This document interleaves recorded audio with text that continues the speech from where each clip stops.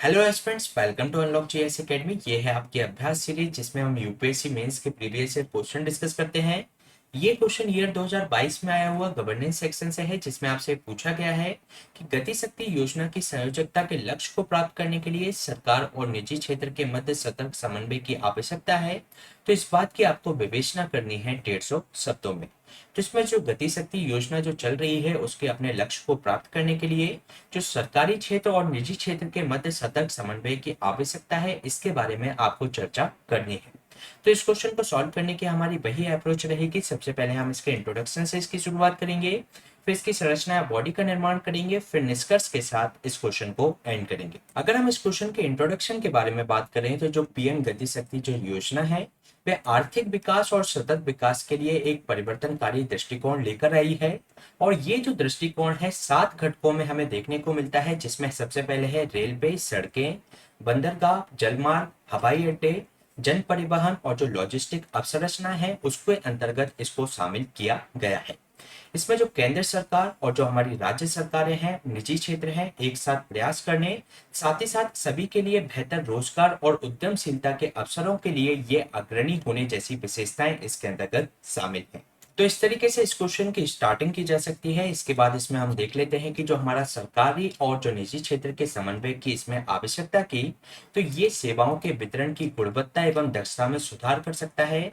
साथ ही साथ जो हमारा निजी क्षेत्र होता है उस पर विशेषज्ञता और उसकी जो प्रबंधकीय क्षमता होती है, तो उसको सरकार के साथ वह आदान प्रदान कर सकता है। साथ ही साथ संचालक निवेश और वित्त उपलब्धता इससे आसान हो सकती है। इसके साथ ही जो गतिविधियों के लिए अतिरिक्त संसाधन जुटाना भी सरकार के लिए इसमें आसान हो जाएगा।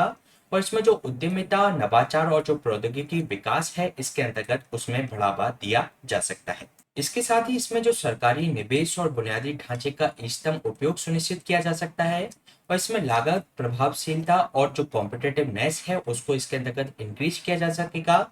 और जो संरचनात्मक मुद्दे हैं जैसे कि पर्यावरणीय मुद्दों को इसके अंतर्गत संबोधित किया जा सकेगा। इसके साथ ही इसमें समन्वय, सहकारी विकास एवं सहयोग को बढ़ावा इसके अंतर्गत देने में ये सहयोगी रहेगा। तो ये हमने बात की इसमें सरकारी क्षेत्र और निजी क्षेत्र के समन्वय की आवश्यकता के बारे में। इसके बाद अगर हम बात करें इसमें वे फॉरवर्ड की, तो परियोजना की व्यवहार्यता मानचित्रण को सुदृढ़ करने की इसमें आवश्यकता है। साथ ही साथ परियोजना की वित्तीय व्यवहार्यता सुनिश्चित करने के लिए जो व्यवहार्यता अंतर निधि है उसका इसमें उपयोग किया जाना चाहिए। विवेकपूर्ण वित्तीय रिपोर्टिंग और जो सभी हितधारक हैं उनके लिए जोखिम आवंटन की इसमें निगरानी होनी चाहिए। साथ ही साथ जो पीपीपी मॉडल है उसको रीडिजाइनिंग के साथ परिपक्वता के अगले स्तर पर इसमें ले जाया जा सकता है। इसके बाद अगर हम बात करें इस क्वेश्चन के निष्कर्ष की, तो राष्ट्रीय अवसंरचना जो पाइपलाइन है यानी कि जो नेशनल इंफ्रास्ट्रक्चर पाइपलाइन जो प्रोजेक्ट है उसमें इन 7 घटकों से संबंधित परियोजनाओं को पीएम गति शक्ति के ढांचे से इसमें जोड़ा गया है। और ये भारतीय बुनियादी ढांचे द्वारा डिजिटल प्रौद्योगिकी को अपनाने को सुनिश्चित करेगा, जिससे समग्र परियोजना निष्पादन और दक्षता में इसके अंतर्गत सुधार होगा।